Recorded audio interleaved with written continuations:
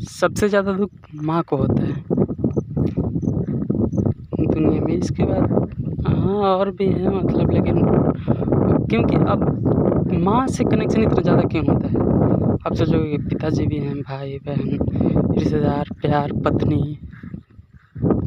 भाई एक बात बताऊँ तुमको छोटा सा, मेरी उम्र तो इतनी ज़्यादा नहीं है कि बहुत बड़े बड़े 80 साल 90 साल के लोगों जैसे बात कर पाऊँ, पर हाँ जितना अभी एज है बहुत ज़्यादा नहीं है, पर जितना मैंने जीवन को समझा है ना गहराई से, समाज को देखा है, समाज की नकली झूठी वो चेहरा, दिखावा चेहरा, और समाज की एक एक चीज़ को ऑब्जर्व किया है, अच्छे से समझा है।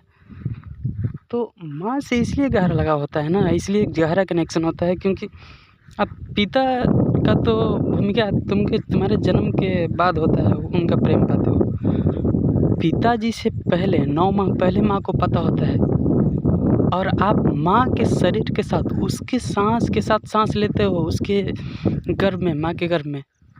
तो सोचो ना कितना गहरा अटैचमेंट होगा उसका।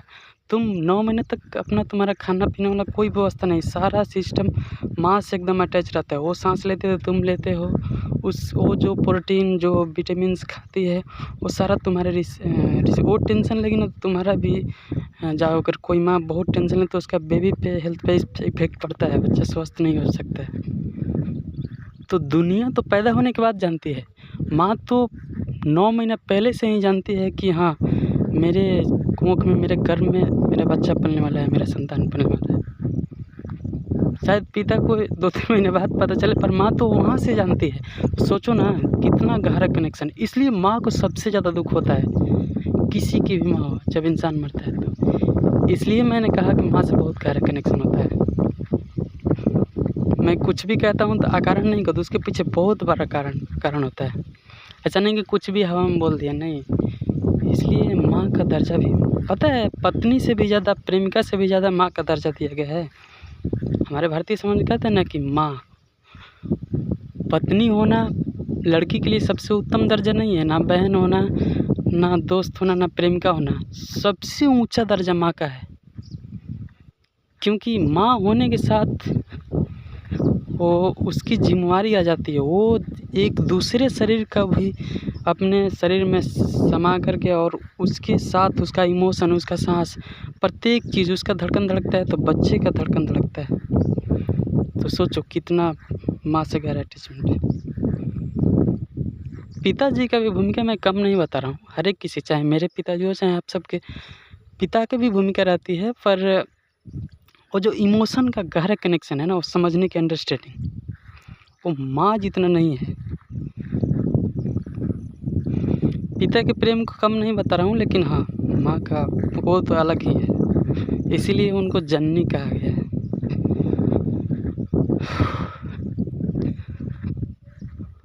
और इस दुनिया में आप अगर बेरोजगार भी हैं, आप कामयाब हो, आपके पीछे 1000 लोग होंगे। ये बात मैं क्या बोलूँ, आप लोग खुद महसूस किए होंगे, कहीं ना कहीं ठोकरों से सीखे होंगे। आप रिश्तेदार, परिवार, दोस्त, सब भाई बहन, सब पत्नी, प्रेमिका, सबको कह रहा हूँ। तो तुम्हारे अच्छे जीवन में जब तुम्हारा टाइम सबसे ख़राब आएगा ना, मान लो तुम सक्सेस नहीं हुए, एकदम गरीब से गरीब हालत हो जाओगे ना, तुम्हारे पास कपड़े नहीं, तुम नंगा भी रहोगे, ये सिचुएशन आ जाएगा। पता है, तुम्हारी प्रेमिका अगर कहीं होगी दूसरे के साथ भी, शादी ब्याह वो तो होना ही है किसी के साथ, पर वो पहचानने से इनकार कर देगी अपनी सहेलियों के साथ संगे। क्यों? शर्म के चलते। कोई बोलेगा ये तुम्हारा बॉयफ्रेंड, ये तुम्हारा पति था, इस कंडीशन में है, मान लो डिवोर्स वोर्स हो गया तो पहचानने से इनकार कर दी, या बोलेगी तो दबे आवाज़ में शर्मा कर कि छी ये ऐसा भिखारी टाइप का, ये पति नहीं, भिख मंगा, या पहले खुल कर नहीं बताएगी कि हाँ पहले थे साथ, नहीं। लेकिन माँ और बाप, तुम ठेला पे अकेला केला भी बेच रहा होगा ना, कितना भी गंदा हालत, पूरे कपड़े लेटे हुए, कीचड़ में सने हुए, तो भी वो नहीं शर्माएंगे, वो नहीं कहेंगे कि हाँ ऐसा मेरा लड़का हो सकता है। नहीं, वो 10 लोग देख भी रहे होंगे ना, तो शर्म के मारे ये नहीं कहेंगे, कि पहचानने से इनकार नहीं करेंगे। पर तुम्हारी पत्नी भी हो ना, अगर सोसाइटी में जा रहे हो उसके साथ थोड़ा सा कपड़े इधर थोड़ा सा लो लेवल कपड़े पहन लिया है, कैसे थोड़ा वो उस हालत में रहोगे तो मतलब ऊपर से तो दिखाएगी, पर चाहे प्रेमिका हो, पर थोड़ा सा उसके मन में झिझक आएगा कि कैसे कपड़े पहनो, दोस्त वोस्त हैं, इज्जत प्रतिशत थोड़ा रहा करो, थोड़ा सच सोच के रहा करो, बेइज्जती हो जाए कि कैसे पति हैं, कैसे कपड़े पहने। माँ बाप नहीं भाई, वो उतना सोचते ही नहीं है। तुम नंगा भी हो ना, कुछ नहीं है तुम्हारे बदन पे, और पूरी दुनिया खिलाफ हो, तब पर भी वो एकदम सीना चौड़ा करके बोलेंगे कि मेरा ही संतान है, और वो अपना लेंगे तुमको गंदी हालत में भी। ये बात हर एक किसी को जीवन के एक मोड़ पे समझ में आ ही जाता है। बाकी तुम अच्छे हो, तुम्हारे साथ सब चलते रहेंगे, रिश्ते नाते सब चलेंगे। तो देखो सवाल ये है ना कि अच्छे में तो हर कोई अच्छा निभा लेता है। जब जीवन अच्छा है तो हज़ारों लोग होंगे, हज़ारों पैसे देने के लिए हज़ारों। लेकिन सवाल ये है कि अच्छा है तो फिर तो ज़रूरत ही नहीं है। असली टाइम है कि जब बुरा टाइम चल रहा है, तुम्हारे पास कुछ नहीं है, तब कौन आता है तुम्हारे साथ खड़ा होने के लिए? वही इंसान सबसे इम्पोर्टेंट है। भले ही तुम्हारे बर्थडे में कोई आए ना आए, तुम्हारी खुशियों में कोई आए नहीं कोई आए ना आए, तुम्हारे शादी में कोई आके डांस करे ना करे, वो अलग मैटर है। बहुत लोग आएंगे करेंगे, बहुत लोग बर्थडे विश करेंगे, बहुत लोग तुम्हारे एनिवर्सरी में आएंगे, लेकिन उन इंसान का उतना वैल्यू नहीं है। और एक इंसान है कि जो आए नहीं, टाल मटोल रहा है कि अरे टाइम नहीं है, ठीक है आएंगे देख लेंगे, पर तुम्हारा बुरा वक्त में वो आए टाइम निकाल करके, भले ही खुशियों में आए ना आए।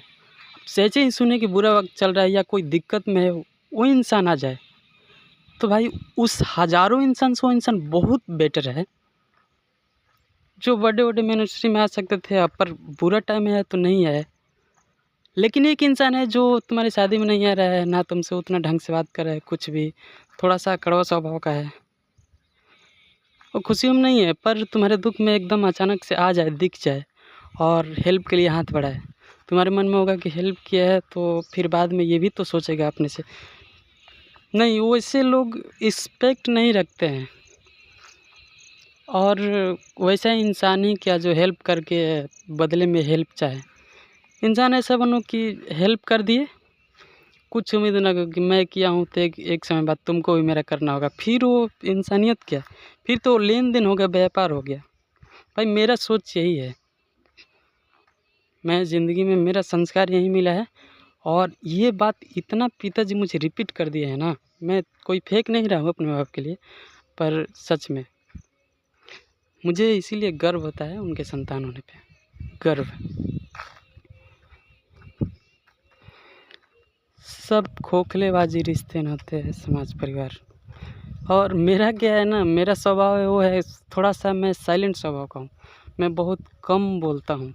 अभी ऐसे चिल अकेले निकले हुए हैं तो बोल रहे हैं वीडियो बना रहे हैं, क्योंकि अब अच्छा नहीं लग रहा था, तो सोचे गांव आए हैं, रोज़ तो वहीं पढ़ना लिखना तो है ही, वो तो सक्सेस होना ही है, हो भी लेंगे, जज्बा रहा तो क्यों नहीं हो लेंगे। बट अभी गांव आए हैं तो अभी थोड़ा सा चिल करेंगे, माइंड फ्रेश करना ज़रूरी है, खुश भी तो रखना ज़रूरी है अपने को। तो आए हैं सुनसान सी रास्ते में, कोई है नहीं साथ में मेरे। मैं कहीं अपने रिश्तेदारों के यहाँ जाता हूँ या दोस्तों के पास, या तो मैं बहुत कम बोलता हूँ, बहुत कम। हज़ार में से कोई एक ऐसा बंदा जो बहुत साइलेंट हो, किनारा बैठा हो ऐसे मुँह लटका करके, या सब लोग अपने आप में गप-सप कर रहे हैं, एक दूसरे से बातचीत कर रहे हैं, एक बंदा एकदम सीरियस चुपचाप बैठा हो, तो मुझे सब पे ध्यान नहीं जाएगा, उस बंदे पे ध्यान जाता है या उस बंदी पे, और उसके प्रति मेरा मोह, मेरा प्रेम, मेरा करुणा झलकता है, क्योंकि वैसे इंसान दिल के प्योरेस्ट फॉर्म में होते हैं, बहुत प्योर दिल होता है उनका। और मैं भी बहुत हज़ार में से किसी का लगे कि स्वभाव या चलने का, बोलने का हाव भाव तरीका अच्छा है, डजेंट मैटर कपड़ा कैसे हो, कुछ नहीं, बस किसी का चलने का तरीका, बात करने का तरीका, भाई किसी का बात करने का तरीका इतना अच्छा होता है ना, इतना अच्छा कि दिल एकदम गदगद हो जाता है वैसे व्यक्तियों से।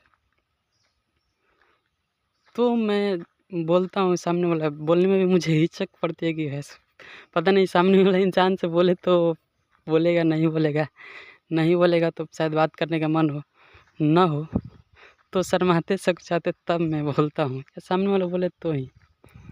और कोई इंसान का अगर नेचर मुझे अच्छा नहीं लगा, समझ गए कि इंसान ठीक-ठाक नहीं लग रहा है, इसका मानसिकता ठीक नहीं है, सोच ठीक नहीं है, तो फिर वो 1000 बार भी बुला ले ना, 5-6 बार भी, तो भी मुझे सुनाई दे देता है, पहली बार भी मैं सुन लिया हूँ उसके बाद कि कोई बुला रहा है। पर मैं जानबूझ कर के इग्नोर, ऐसे जैसे सुनाई नहीं दिया है। पर ऐसा नहीं है, मेरा हर एक चीज़ पे कौन क्या कर रहा है, किधर, हर एक चीज़ पे मेरा नोटिस रहता है। पर मैं बिल्कुल चुपचाप ऐसे अनजान पागलों की तरह ऐसे बैठा रहूँगा, कहीं रिश्तेदारी में भी किसी से बातचीत नहीं। हाँ, कोई कोई अच्छा लगता है तो फिर बात करके मज़ा आ जाता है, पर वैसे लोगों को मैं पहचान लेता हूँ। वो बिल्कुल अकेले अजीब-सा उनका ऑरा ही पहचान में आ जाएगा।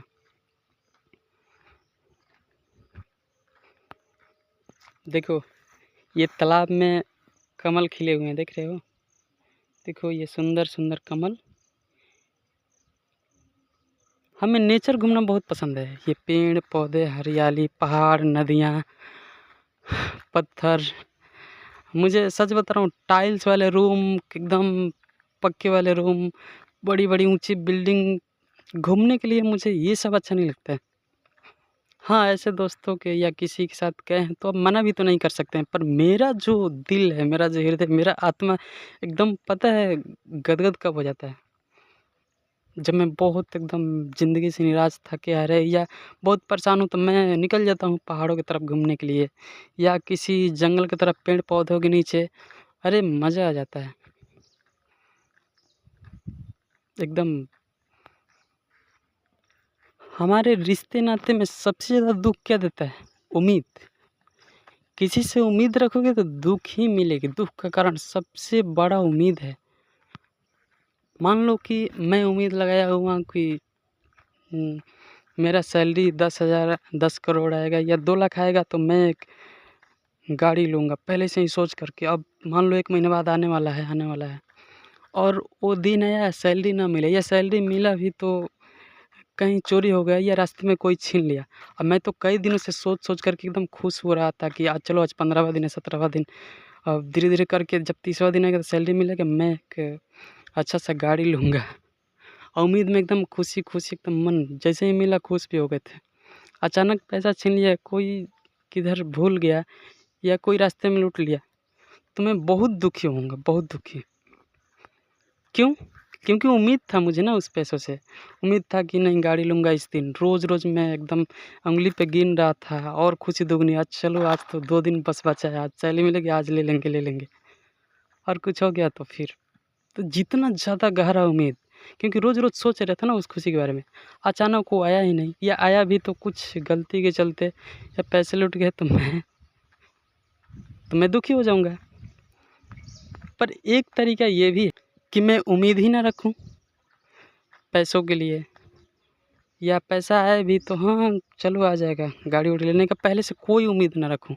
हाँ, जब आ गया तो उस मोमेंट में सोचेंगे, अगर मान लो उम्मीद नहीं रखे हैं, सैलरी आ गया, जाके गाड़ी ले लिए तो खुशी होगी और ना भी मिली तो उतना दुःख नहीं होगा, जितना उम्मीद रख रहे थे, 1 महीना पहले से ही सोच रहे थे, उँगली पे गिन रहे थे कि हाँ, ये दिन आएगा, ये दिन आएगा। क्यों?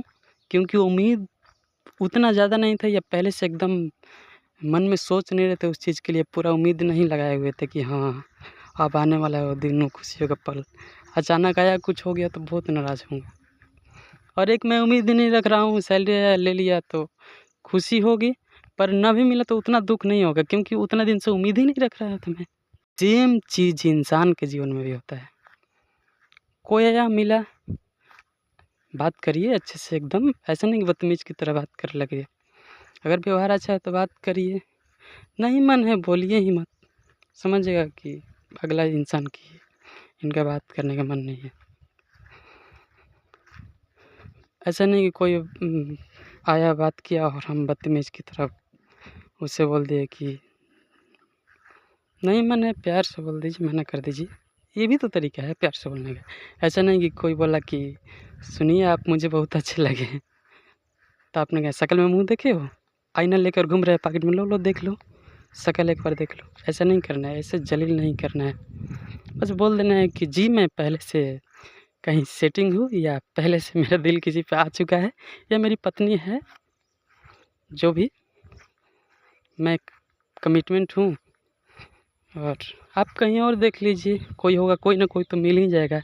तू नहीं कोई और सही, कोई और नहीं कोई और सही, बहुत लंबी है ज़मीं, मिलेंगी लाख हँसी, इस दुनिया में सनम तू अकेली तो नहीं।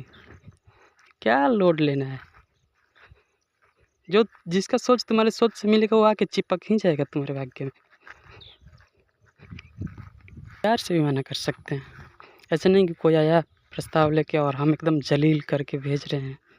नहीं, ये हल्कपन की निशानी है, ऐसा नहीं करना है। ऐसे हल्के लोग और छोटी सोच वाले लोग रहे। हाँ, कि कोई मतलब एकदम बदतमीजी या उसका रवैया ख़राब है, कैरेक्टर चरित्र ख़राब है, तो हाँ बोल सकते हो, क्योंकि बोलना भी ज़रूरी है। लोगों को फ़िल्टर करना, डिफ़ाइन करना ज़रूरी है। ऐसा नहीं कि कोई भी ऐरा गैरा कुछ भी आपके जीवन में, फालतू लोगों को नहीं रखना है,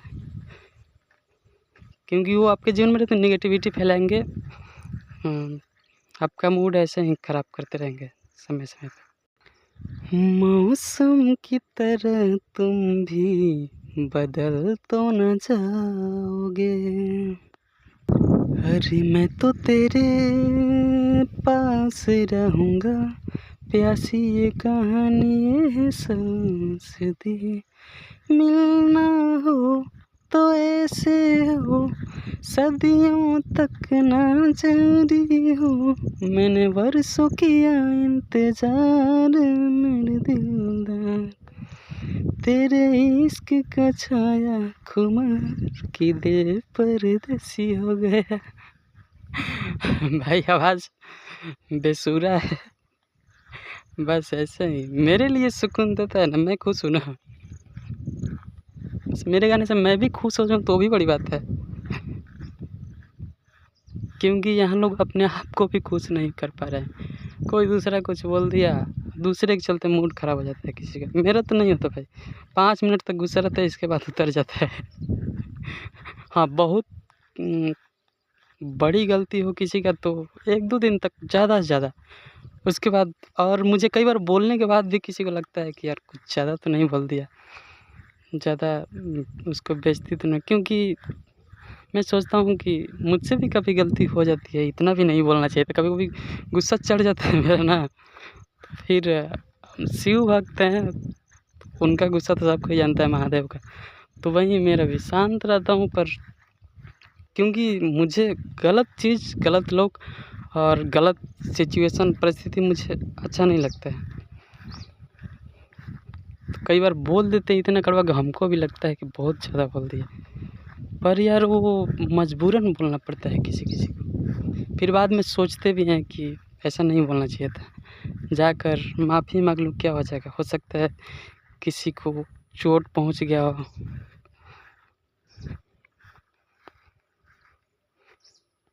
देखो, इस दुनिया में सबसे बड़े भ्रम में हम लोग क्या रहते हैं कि हम लोग को दूसरे से खुशी मिलेगी। नहीं, दूसरा खुश होने का ज़रिया हो सकता है, एक मीडियम हो सकता है, माध्यम हो सकता है, पर उस इंसान से खुशी मिलती नहीं है। हम ज़रा-सा भी गौर से अकेले में बैठकर सोचेंगे इस बात को, तो हम पाएँगे कि दूसरे इंसान से खुशी नहीं मिलती।